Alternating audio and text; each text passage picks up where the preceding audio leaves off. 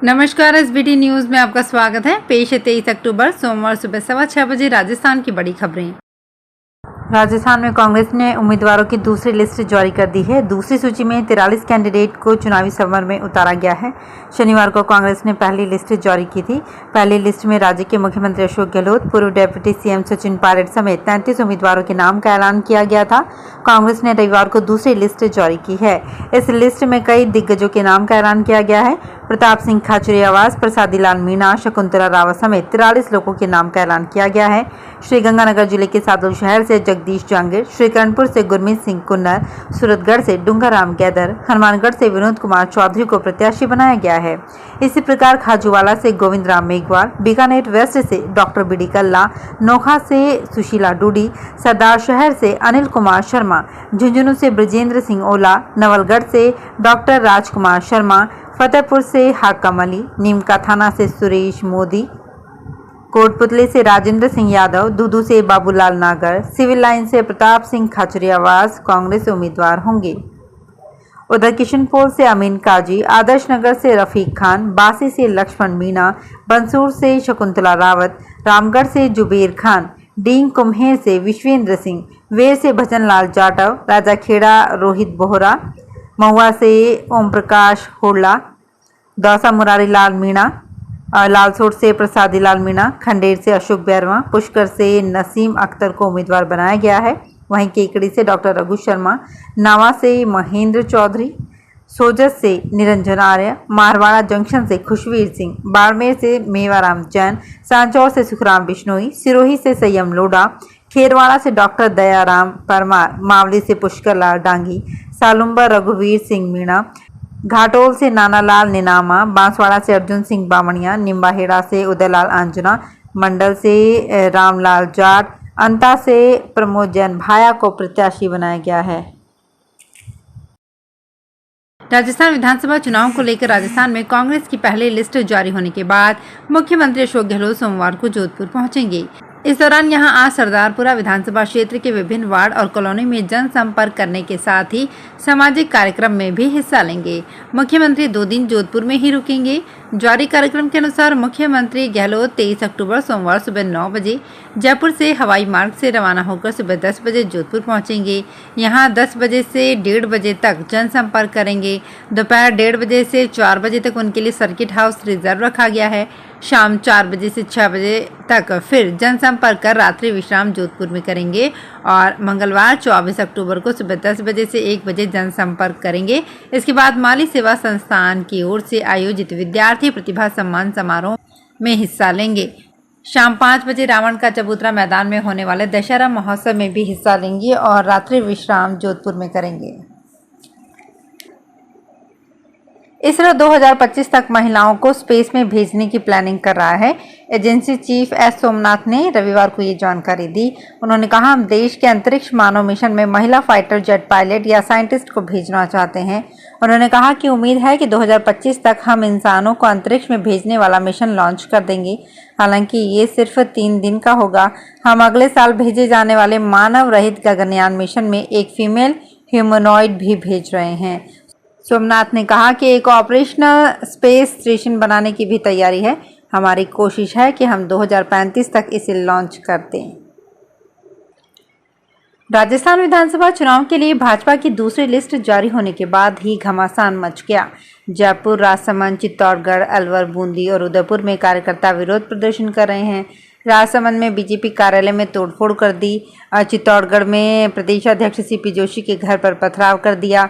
राजसमंद से दीप्ति माहेश्वरी को फिर से भाजपा के उम्मीदवार बनाने के विरोध में कार्यकर्ता सड़क पर उतर गए। आक्रोशित कार्यकर्ताओं ने बाहरी उम्मीदवार को टिकट देने का विरोध किया। उन्होंने स्थानीय प्रत्याशी को टिकट देने की मांग की। कार्यकर्ता कांकरोली रोड पर भाजपा कार्यालय में घुस गए और तोड़फोड़ कर दी। राज्यसभा सांसद किरोड़ी लाल मीणा के आरोपों के बाद जयपुर में गणपति प्लाजा के लॉकर्स की जांच जारी है। इनमें से एक लॉकर से इनकम टैक्स के अधिकारियों को 2 करोड़ 46 लाख रुपए मिले। अधिकारियों ने बताया कि पूरा लॉकर 500 के नोटों से भरा था। उन्हें अंदेशा है कि और लॉकर में भी पैसा हो सकता है। इनकम टैक्स 761 लॉकर्स की जांच कर चुका है। अब केवल 339 लॉकर्स की जांच करनी बाकी है। इन लॉकर्स में अधिकांश लॉकर बेनामी बताए जा रहे हैं। जिन दस्तावेजों के आधार पर लॉकर लिए गए वो फर्जी निकल रहे हैं। इनकम टैक्स की टीम ऐसे लॉकर्स की लिस्ट बना रही है। प्रधानमंत्री नरेंद्र मोदी ने गृह मंत्री अमित शाह को उनके 59वें जन्मदिन पर बधाई दी है।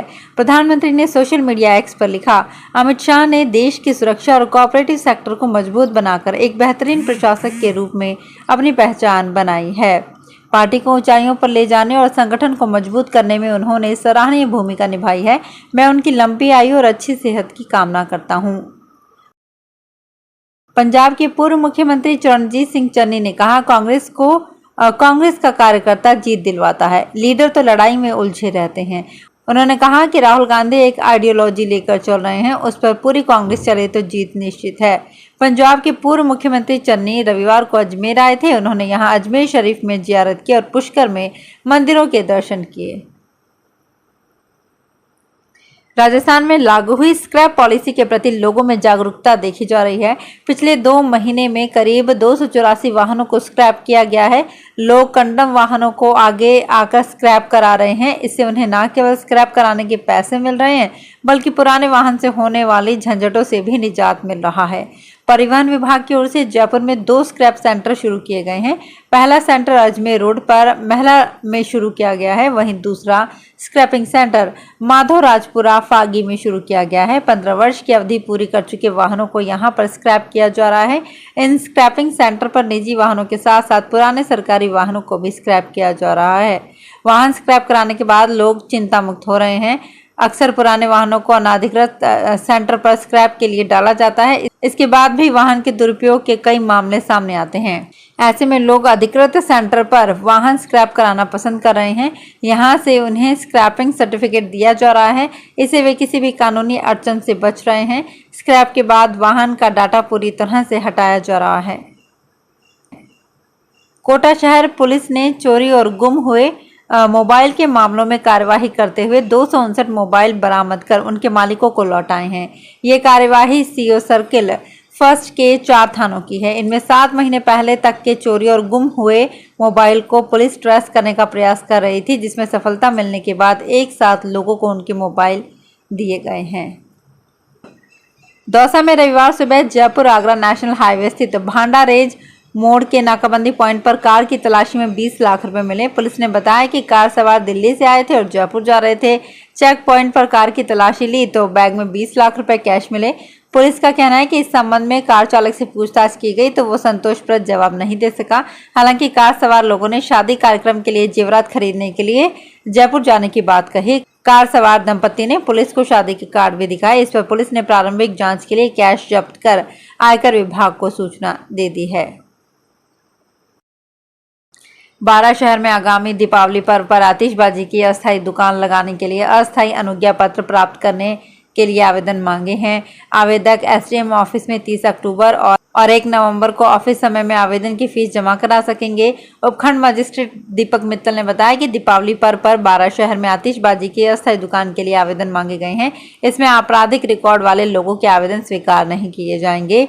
आवेदन पत्र के साथ आवेदक पासपोर्ट साइज के 2 फोटो, 2 पहचान पत्र की प्रति, पुलिस चरित्र प्रमाण पत्र, आपराधिक रिकॉर्ड नहीं होने और शर्तों की पालना करने संबंधित 50 रुपए का शपथ पत्र संलग्न करना अनिवार्य होगा। दौसा के सिद्धपीठ मेहंदीपुर बालाजी धाम में 8 दिवसीय दशहरा महोत्सव का आगाज रविवार सुबह बालाजी महाराज की मंगला आरती के साथ हुआ। मंदिर के महंत नरेशपुरी महाराज के सानिध्य में पंडितों ने बालाजी महाराज का पंचामृत अभिषेक कर सोने का चोला चढ़ाया और बाल रूप झांकी सजाई। इसके बाद महाआरती कर 56 भोग लगाया। जहां आरती के बाद श्रद्धालुओं ने कतारबद्ध होकर बालाजी, भैरव बाबा, प्रेतराज सरकार, सीताराम दरबार व समाधि वाले बाबा के दर्शन कर मनौती मांगी। राजधानी जयपुर में दीपावली से पहले अलग अलग इलाकों में विद्युत तंत्र के रखरखाव के लिए 8 से 10 घंटे तक बिजली बंद रखी जा रही है, जिससे शहर के लाखों लोग परेशान हो रहे हैं और लोगों में डिस्कॉम प्रशासन के प्रति नाराजगी भी पनप रही है। हालांकि डिस्कॉम प्रबंधन ने दावा किया है कि शहर के लाखों उपभोक्ताओं को 5 नवंबर के बाद बिजली बंद की परेशानी से मुक्ति मिल जाएगी। राजस्थान में मौजूदा विधानसभा अध्यक्ष व नाथद्वारा विधायक सीपी जोशी के सामने भाजपा ने मेवाड़ पूर्व राजघराने के सदस्य विश्वराज सिंह को मैदान में उतारकर मुकाबले को रोचक बना दिया है। कई स्थानीय चेहरे टिकट की दौड़ में शामिल थे, लेकिन पार्टी ने नया दांव खेला है। 1980 में कांग्रेस की टिकट पर पहली बार विधानसभा का चुनाव लड़कर विधायक बने सीपी जोशी नाथद्वारा की राजनीति में कई बार हार जीत का स्वाद चख चुके हैं। 2008 में उन्हें अपने ही सिपह सालार कल्याण सिंह चौहान ने एक वोट से मात दे दी थी। 10 साल तक नाथद्वारा की राजनीति से दूर रहे सीपी को पार्टी ने 2018 के बाद फिर घरेलू मैदान पर खेलने का मौका दिया है। राजस्थान विधानसभा चुनाव 2023 की 25 नवंबर को वोटिंग होगी। चुनाव डेट आने के बाद पार्टियों ने अपनी कमर कस ली है। लगातार 3 पार्टियां अपने उम्मीदवारों की लिस्ट जारी कर रही है। शनिवार को भाजपा, कांग्रेस, बसपा, AIMIM ने अपने उम्मीदवारों के नामों का ऐलान किया। पार्टी के उम्मीदवारों की लिस्ट आते ही चुनाव आयोग सतर्क हो गया है। तुरंत ही चुनाव आयोग ने आपराधिक रिकॉर्ड वाले उम्मीदवारों को चेताया। कहा, अगर आपराधिक रिकॉर्ड है तो 3 बार सार्वजनिक जानकारी जारी करें। सार्वजनिक जानकारी समाचार पत्र, टीवी चैनल्स में 3 बार सूचना देनी होगी। ये सूचना 10 नवंबर से 23 नवंबर 2023 तक 3 बार देना होगा। तो आपराधिक रिकॉर्ड वाले उम्मीदवार सचेत हो जाएं। अगर ये नहीं किया तो भारी नुकसान उठाना पड़ सकता है। राजस्थान के मुख्य निर्वाचन अधिकारी प्रवीण गुप्ता ने बताया कि सुप्रीम कोर्ट के आदेशों की अनुपालना में आयोग ने उम्मीदवारों के आपराधिक रिकॉर्ड यदि कोई है तो उसके बारे में जानकारी प्रसारित करने के संबंध में दिशा निर्देश जारी किए हैं। तो फिलहाल इस बुलेटिन में इतना ही। फिर हाजिर होंगे कुछ और बड़ी खबरों के साथ।